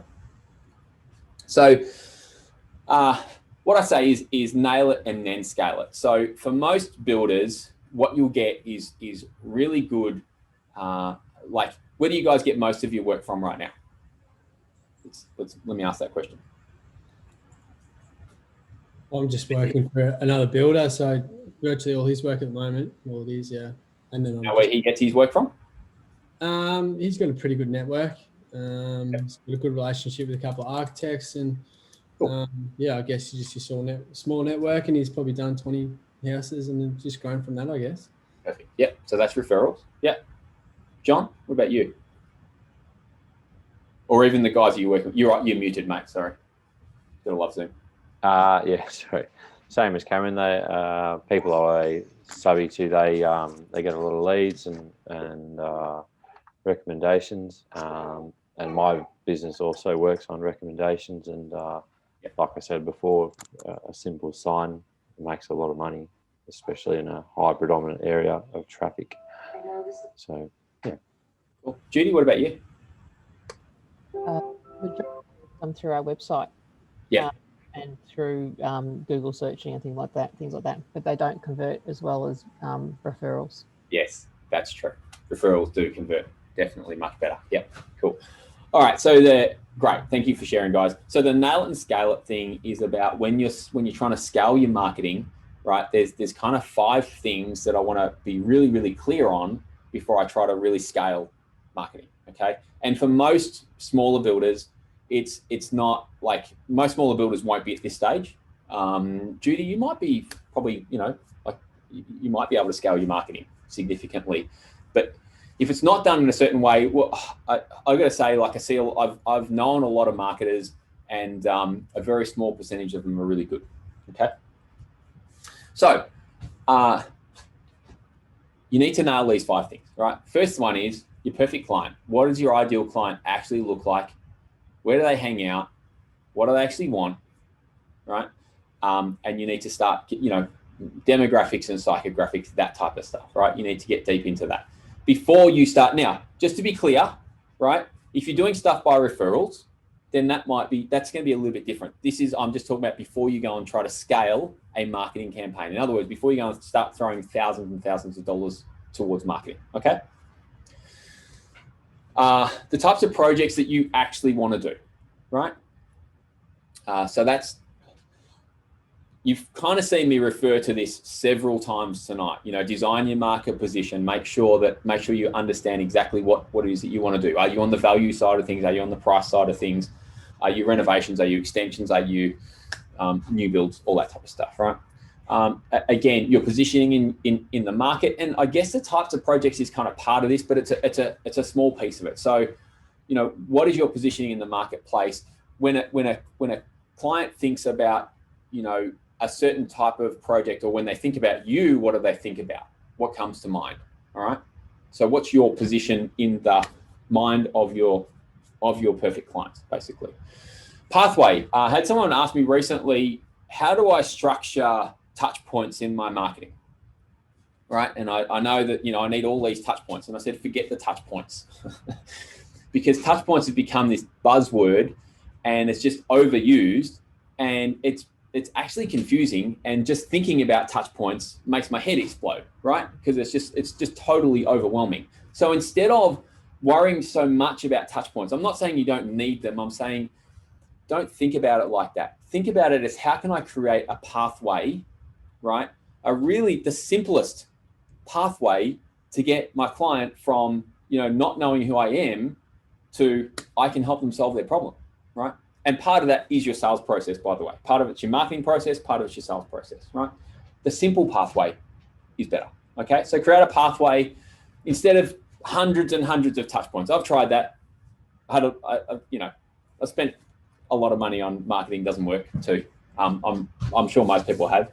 And touch points is not so well, having scattered touch points everywhere, not quite so effective as a really, really nice, neat pathway. All right. Promise. What is your promise to your customers? What is your promise to the market? Do you have some forms of, guarantees when they come to you? What can they expect from you, right? What is the promise that you're giving them? You can actually deliver to them, okay? And if it's no different to the rest of the market, that kind of puts you in the same position as the rest of the market, right? So the strength of your offer, the strength of your promise, really, really important.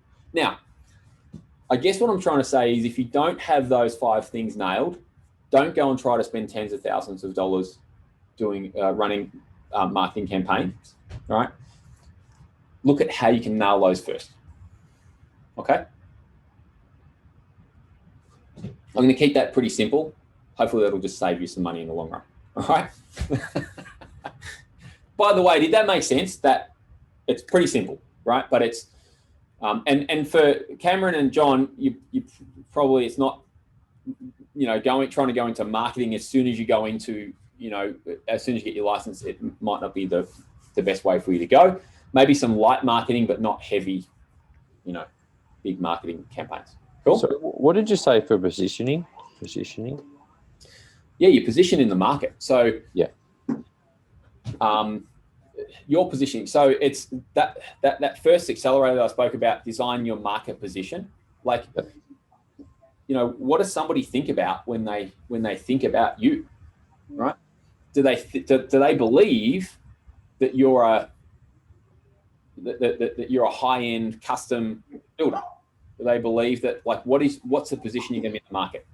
I've got another model for this, but I won't have time to deliver it tonight. But it's basically, you can either be, are you commodity based generally? Like, if you think about it really simply, are you going to be commodity based, or are you premium, or are you somewhere in between generally? Yeah. Because you can buy handbags for $1, and you can buy handbags for, who knows? I don't know how much an expensive handbag actually is, right? Like tens of thousands of dollars, right? What's the difference? Apparently you can now spend hundreds. Yeah. What's that, hundreds of thousands? There you go. Shows you how often I buy handbags. All right, cool. Does that make sense now? Yes, thank you. Cool, sweet. Master your performance.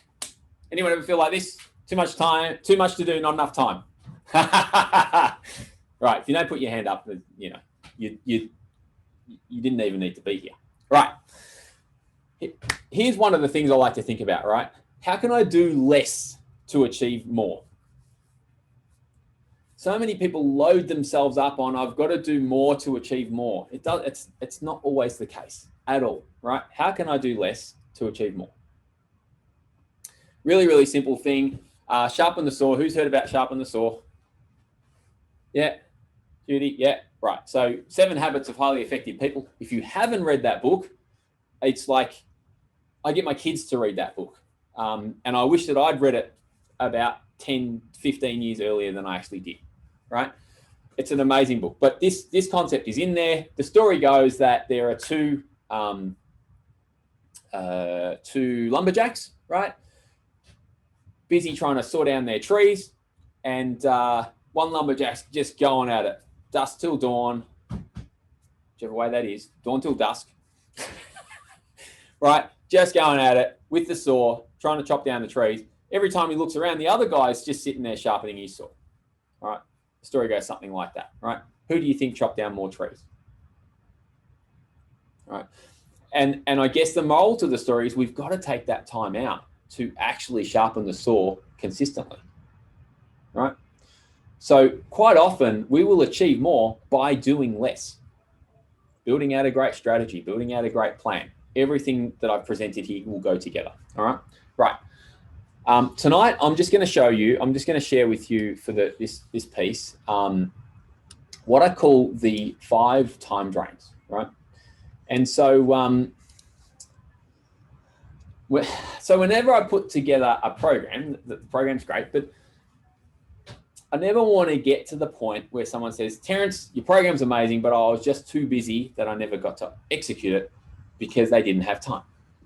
And so part of what I always train people is if I want to get them to come and invest in putting this stuff into practice, because it takes time to build out the right strategy, right? It takes time to get your margins right. It takes time to increase your job profitability.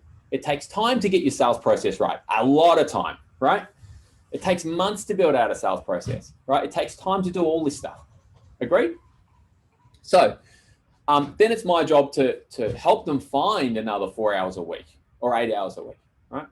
So here's the thing. What most people already realize is that there's plenty of time during the week.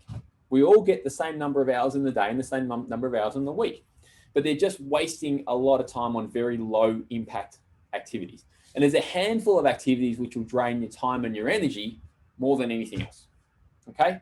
So actually what I'm going to do is I'm just going to tell you what those 5 things are. And all I want you to do is this. I just want you to park them in the back of your brain, right? Over the next 5 to 7 days. So over the next week, right? Anytime that you notice yourself doing any of these things, just wake up to yourself, right? And be like, wow, I'm doing that thing that Terence told me not to do. Cool? That's it. That's all this exercise is. All right? All right, so let's go through what they are. Right, the first one. Who does this? Answering the phone when you should be focusing. Right. Okay. Right. I know that it's someone else's priority. It may not be yours. There's a big difference. Okay. So continuously doing that, there's this thing called switching costs, switching between, a high priority task that you're trying to do, going to something else, then coming back. It takes a lot more than just that time to switch between, to answer the phone, right? Checking emails constantly. Who does this? No? Good? Good? All right. It's a big no-no. Actually, the best way to do it is just set specific times to check your emails, okay? And check them at those times, right? You'll become a lot more effective and efficient with your time. Scrolling through social media. Now, I mean, checking in on social media occasionally, we all do it, right?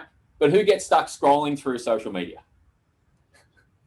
Especially when in the bathroom.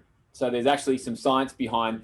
A mate of mine, Ken Okazaki, who's a really good video guy. He said he came up with these stats. He said something like, I can't remember, 60 or 80% of video is consumed on the toilet on social media. It's ridiculous, right? So he actually came up with he basically says, well, you need to design your videos to be viewed on the toilet. Interesting, right? Which is why sound off videos tend to work better. Wake up in the morning without a plan. This is a really, really interesting one because a lot of people wake up in the morning and don't have a documented, don't have some sort of plan of what they're actually going to do that they've put together at least the day before, right? If you're doing this, there's a technique called the Ivy Lee method, okay? Which is literally, you can look it up. If you Google it, I'm sure you'll find it in about 30 seconds flat. Ivy Lee method, it'll help you to fix it, okay? This one here, trying to do admin and office work, particularly if that's not your job. Who does that? Right? Stick to the stuff that you're good at, and the stuff and the highest impact activities that you can possibly do, and steer away from the stuff that you're not so good at. Okay? So all it was is just recognize when you're doing this stuff, and hopefully that'll help you to move it. It's just the first step is just recognizing. All right? Cool? All right. The performance stuff was going to be pretty short. Oh, by the way, if you're a builder, a couple of other ones to throw in might be going to the supplier 3 times a day. Seen that a fair bit. That was my head in. Bunnings, all those places, they seem to be like, everyone wants to be there. And spending too much time on site. It's like, I've got to see what everyone's doing on site. That's another one. All right. So was this helpful? we're kind of at the end. Awesome. All right, guys. So right now, I'm not going to ask you for much tonight, but Scott will love this actually. We're actually going to send you you will receive an email, and I might connect with you a bit more at some stage, I guess, but you might get an email. No, you will get an email asking you to do a Google review. So if you thought that this was really valuable and you thought it's worth doing, putting in the 60 seconds to do a quick Google review, Judy, I reckon you might have already done one. So you might already be ahead of the game. I'm not sure. But anyway, if you feel this is worthwhile, I'd love to get a 5-star review from you guys. All right. Helps us to continue doing this and continue impacting more people, and it'd be greatly appreciated. So thank you. This one here. So where would you like to go from here? If you guys want to learn more about the stuff that we do, this is my phone number. Okay, grab it, take a screenshot, whatever you want. Connect with me, hit me up, and I'll share with you some stuff that we might be able to do to help you. All right.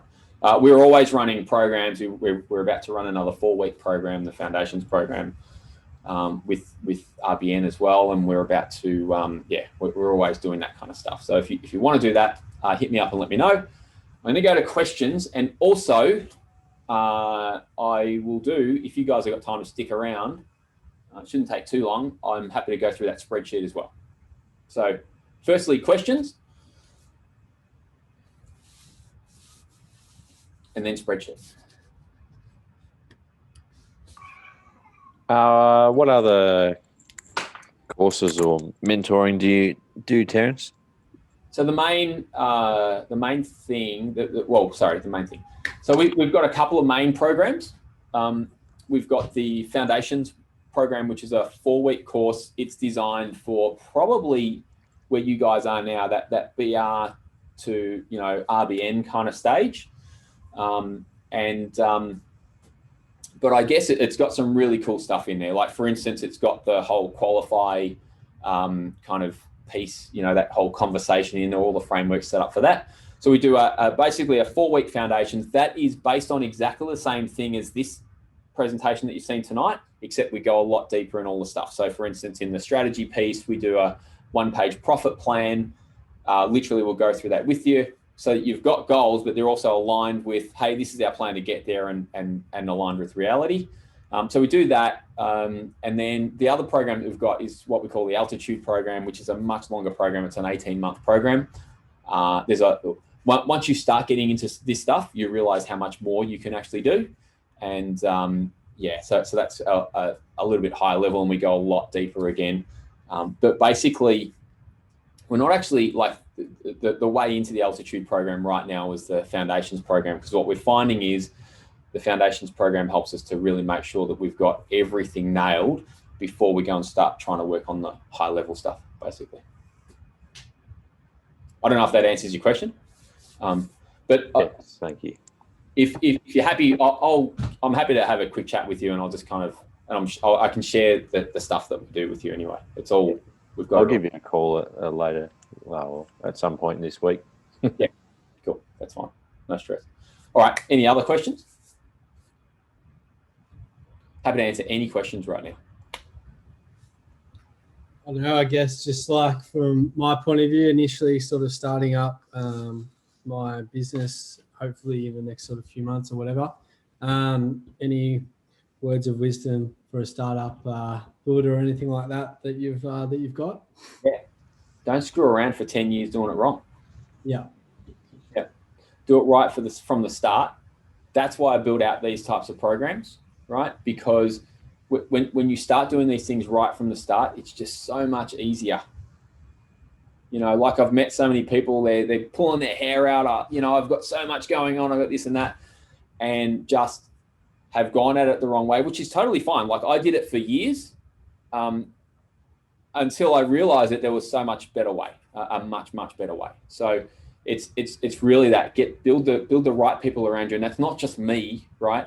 It means you're gonna need a good team around you. You're gonna need a good accountant. You're gonna need a good bookkeeper. You're gonna need a good person to run your admin stuff. You're gonna need a whole team around you, right? So the more you can kind of do that to begin with, the easier it's going to be. The faster it's going to happen, of course, but also the easier it's going to be. Because quite often I see people doing it really, really tough, and it just doesn't need to be that difficult, right? So, and I'm, you know, I've got nothing against working hard, but you can work hard and work smart too, right? Like people separate the two quite often. They say, well, you either work hard or you work smart. Well, I don't mind. Like, a bit of hard work's not going to kill you.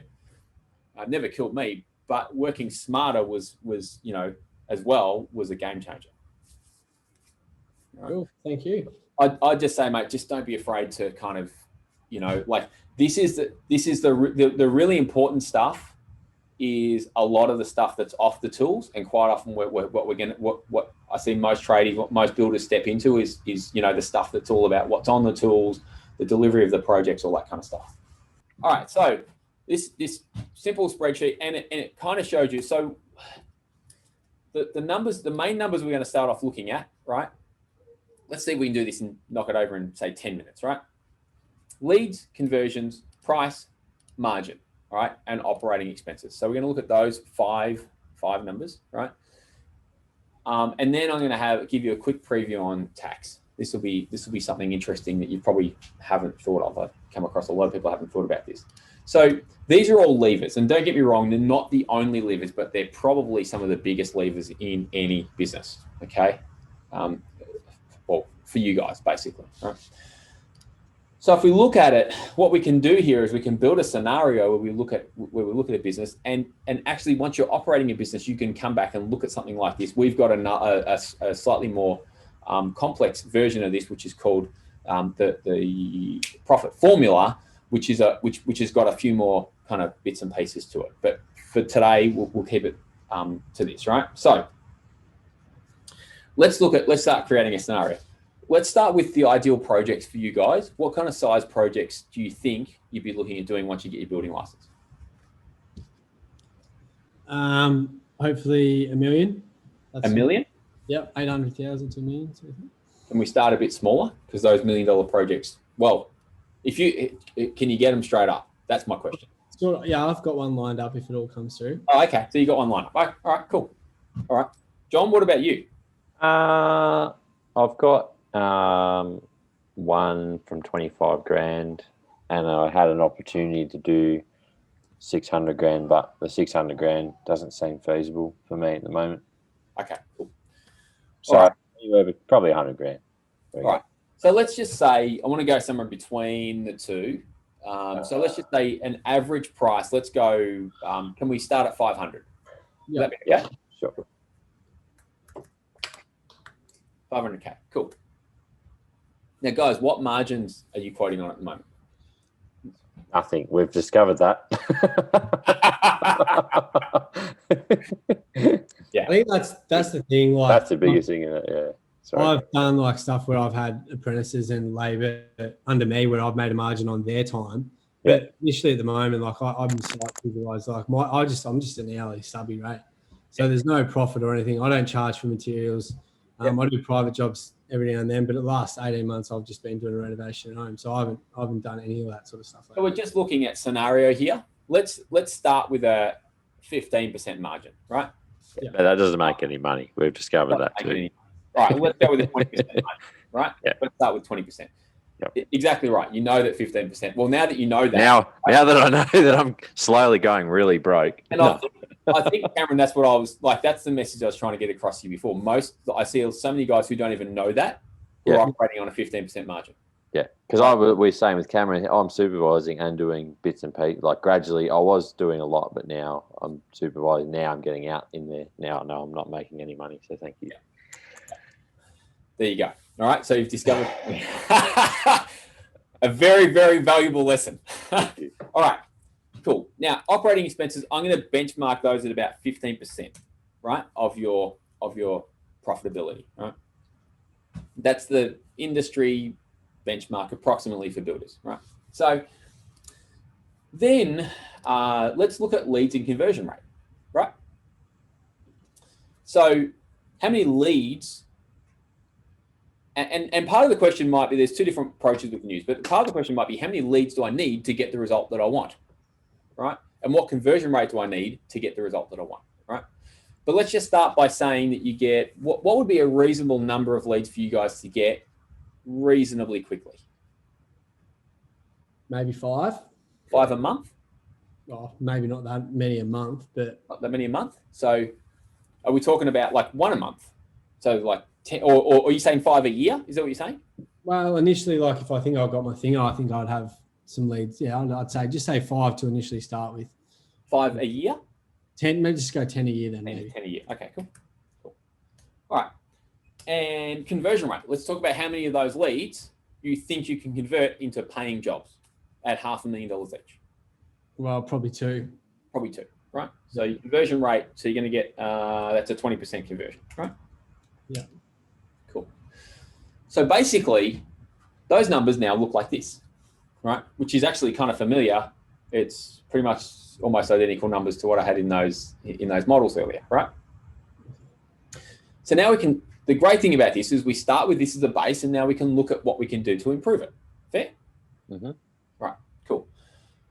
So there are some key things that we can do. Over time, you're going to get more leads, right?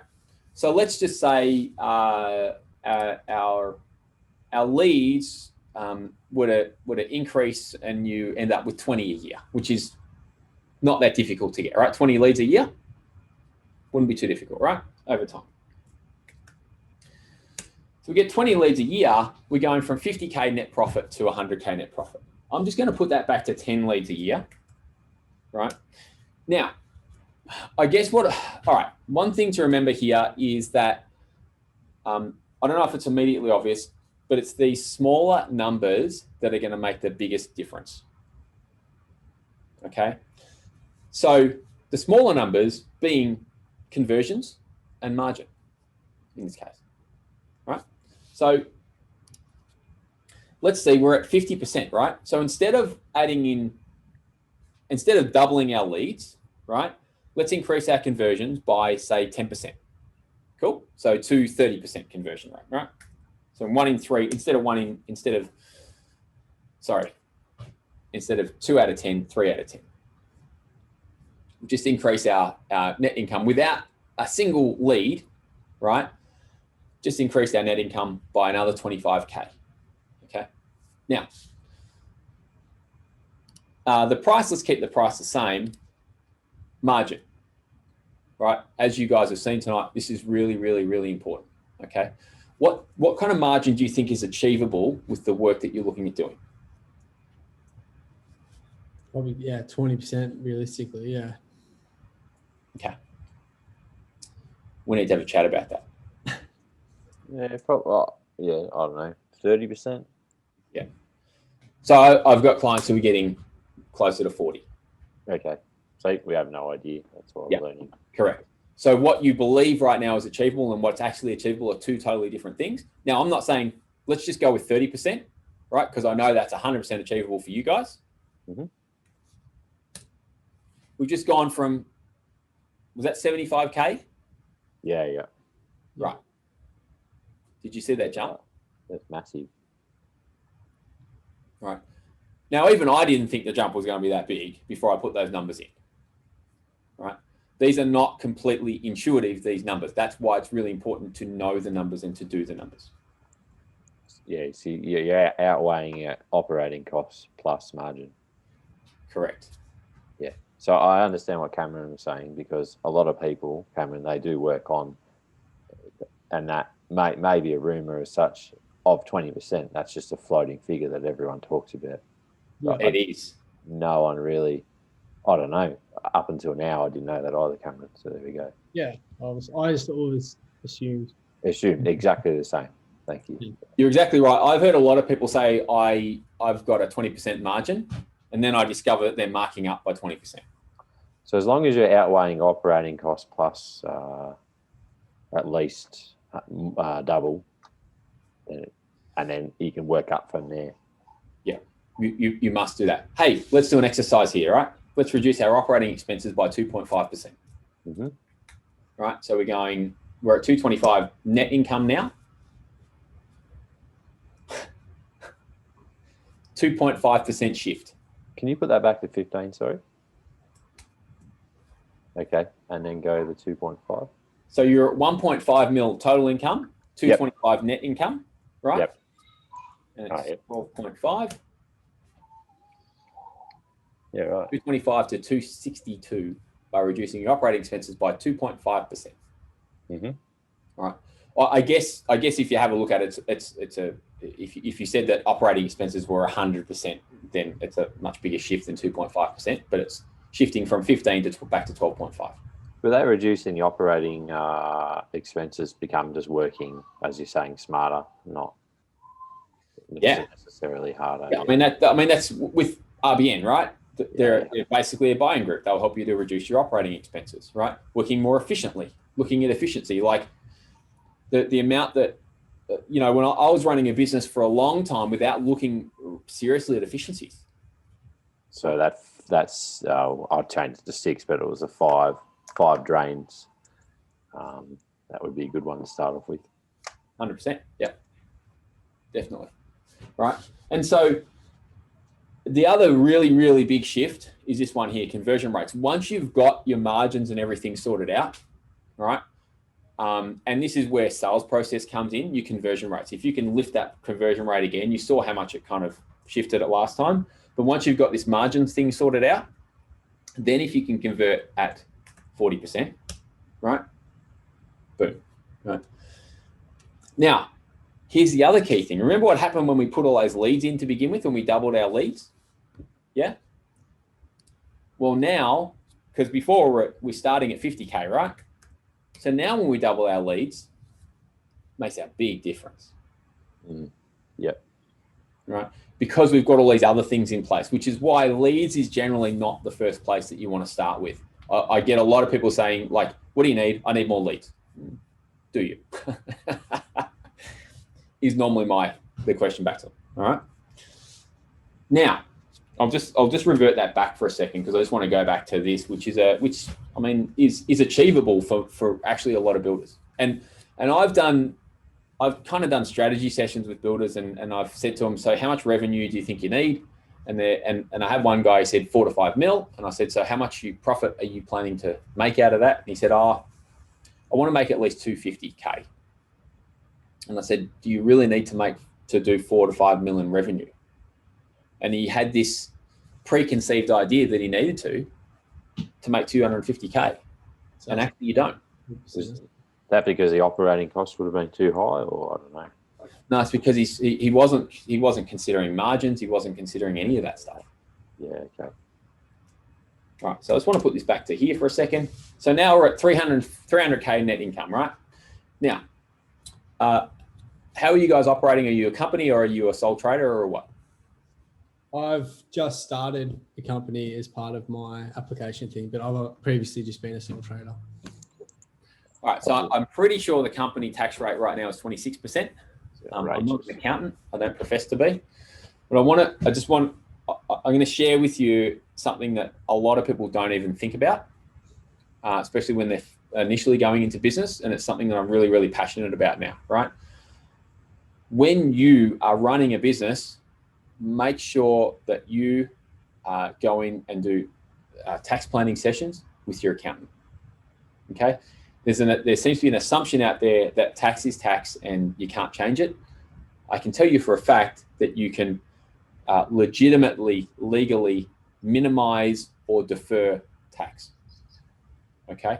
Which means that you can reduce the percentage of tax, okay? So right now what's happening here is you've got 300K net income a year, and down here you get to keep 222K of that, assuming that that's just going through the company tax rate, right? Which technically it wouldn't. There's a whole lot of other stuff that'll go with this, right? Let's just say, for example, that we could reduce that tax rate down slightly. Okay, so we're at 200. We've got 222K right now, and let's just say that we could reduce the tax rate down to 20% for argument's sake. I'm not saying you can. It depends on your personal circumstances, all that kind of stuff, right? But let's just say for argument's sake that you could, right?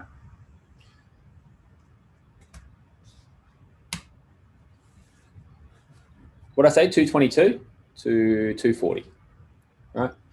And so this is one thing, like I see so many people not do this with their accountants, not go into tax planning sessions. I thought it was a standard thing. When I ran a business, I would literally call my accountant every March, April, every single year and say, right, when are we catching up? Right? And we'd be planning before it got to that tax time, okay? Before it got too late, let's put it that way, right? That one little shift there, was that $18,000? Yeah, thereabouts. Yep. I've seen more than that. Right. I've taken clients into tax planning sessions where they've saved like $40,000, $50,000. There was one client, it wasn't just a tax planning session, it was a complete kind of overhaul of his structures and everything. He was going to save almost 200K. Right. Simply by changing the flow of money. Right. The way that money flowed through. So this is a really key thing. You have to at least be aware of it. Right. It'll take a little while to figure it out.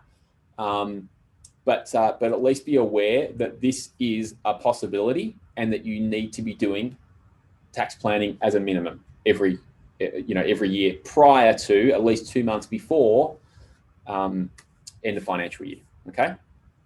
Because that shift there, generally my tax planning sessions would take me about an hour.